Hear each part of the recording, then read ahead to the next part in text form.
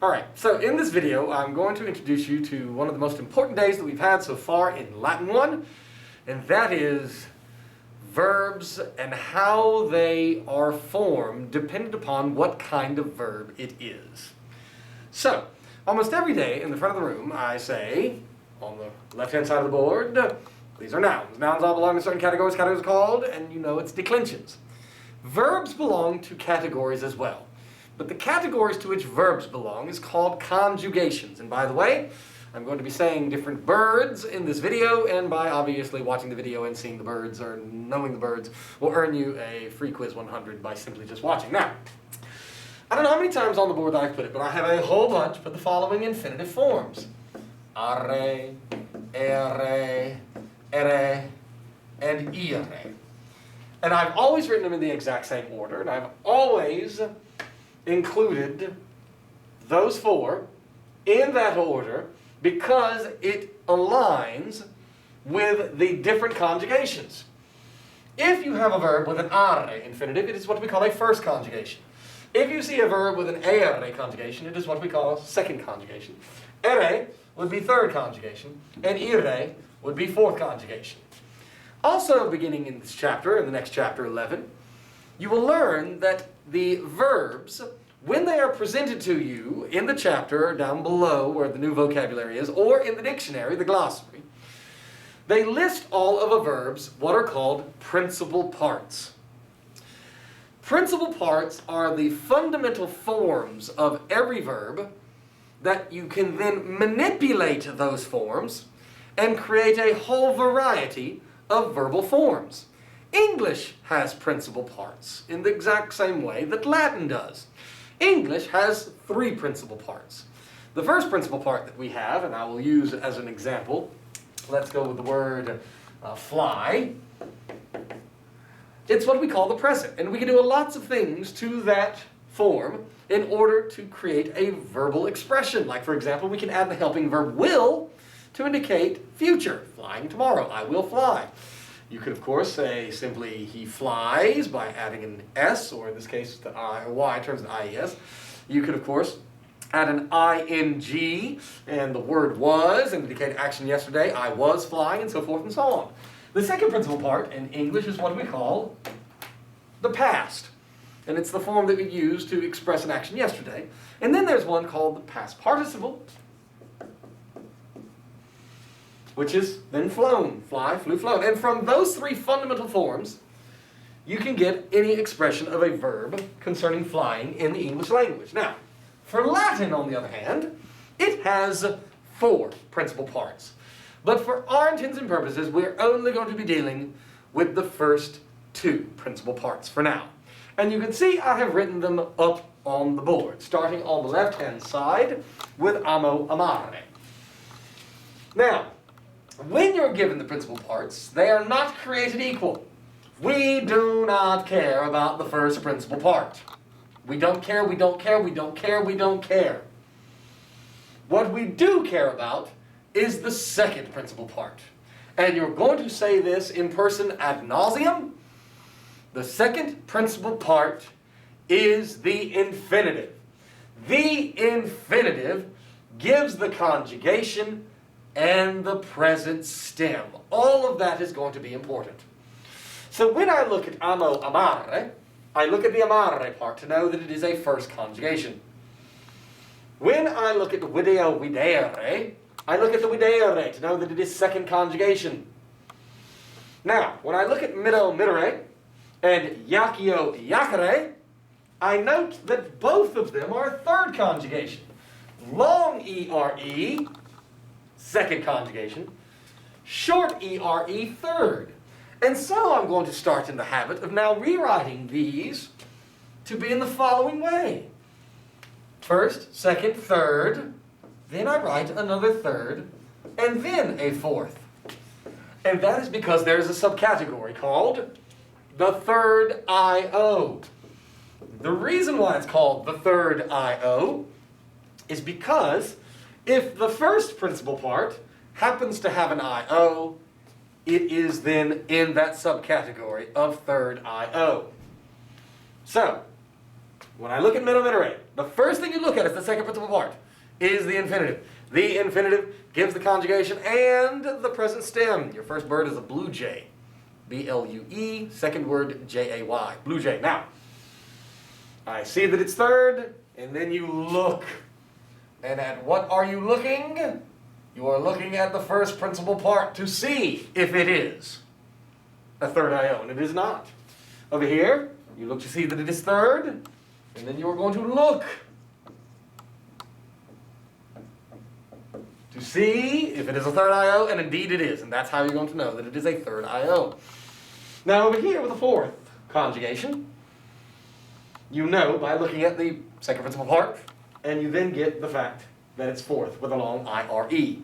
Now, if you were presented only with the first conjugation, and I'll give you a verb that you have never seen before, but if you were given a verb, let's go with the verb ago, it could possibly be as the second principal part, ago agare, or ago agere.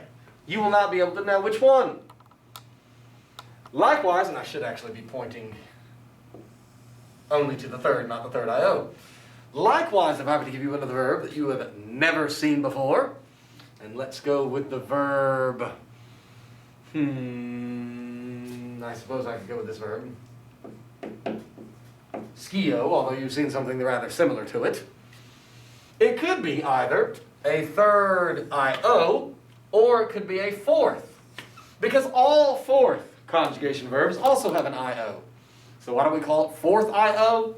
Well, that's redundant, because they're all IO, and that's why we don't do that. Only the second conjugation, only it in the first principal part, will you know unequivocally that it is a second conjugation by looking at only the first principal part, because it will always have an EO. And so if I were to give you this, oh, that's a second conjugation, I-C-E-O. But over here, you did not, because it just happens to be that this is ago, agere. But if I had given you something else, like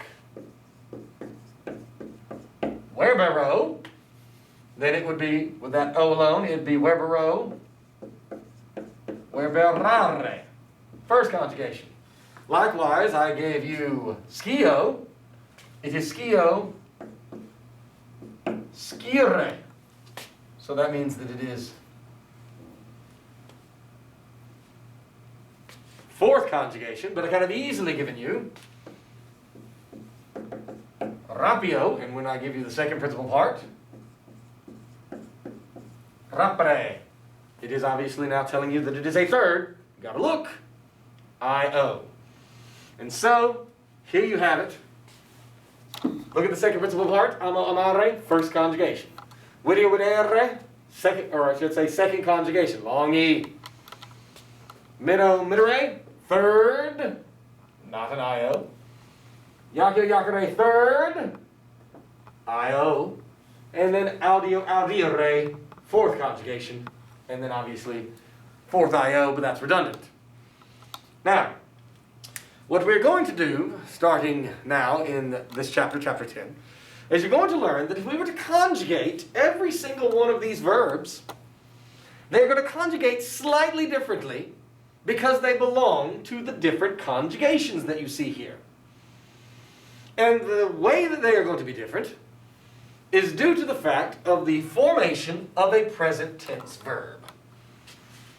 If I were to give you some verbs that we saw all the way back in the first chapter, let's go with the verb habitat. And by the way, your second bird is a pelican, P-E-L-I-C-A-N, pelican.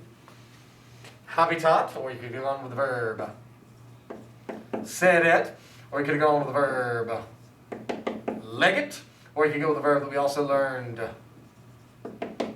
dormant. You will note that before the ending T, they have different vowels. An A there, an E there, an I there, and an I there. And the reason that they are different is because all of these verbs belong to the different conjugations.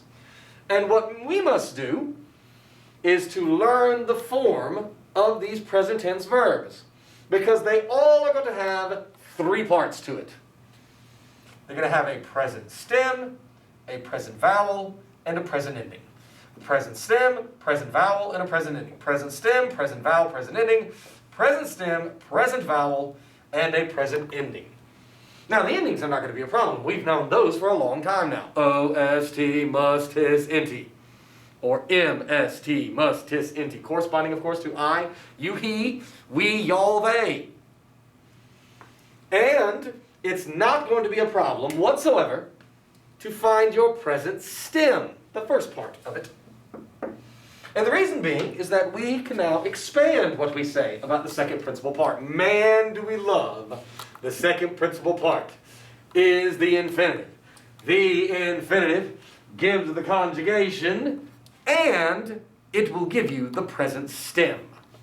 So whenever you're trying to form a verb, or recognize something about a verb, and you're starting with its stem, that present stem, is going to come from the second principal part. Again, ignore the first principal part, except in instances of trying to figure out whether it is a third regular or third I-O. So, what we can do is we go to the second principal part for each one of these. And the present stem is going to be everything up to the are, up to the ere, up to the ere, up to the ere, and up to the ire. That's your present stem. And so, I don't know if you've ever seen the show The Price is Right. I used to watch it when I was a kid, and I used to love the part where they had the guy who was like a mountaineer, and he would be climbing up the mountain, and the yodeling music I always thought was funny. Yodel-o-hee, yodel-o-hee. And then the person would have to yell, stop, on the certain price range that he thought the product was. And that's what we normally do in class, and we will.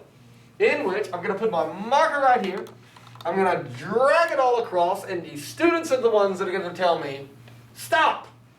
Letting you know that it is no more part of the stem, because you have to stop before you get to the ar of are. Stop before you get to the er. Stop before you get to the er. Stop before you get to the er. And stop before you get to the ir. And so, the present stem, the yodel-o-hee, yodel-o-hee, stop. Yodel-o-hee, yodel, stop. Yodel-o-hee, yodel, stop. Yodel-o-hee, yodel, stop, and so forth and so on. Now, seeing as these verbs are going to have the present tense, a present stem, a present vowel, and a present ending, we have established what the present stem will be. We have established the endings. We know them. O-S-T, must, tis, inty. But now, what we're doing is we're going to then take each of these and conjugate it out fully, employing the correct vowel dependent upon the conjugation.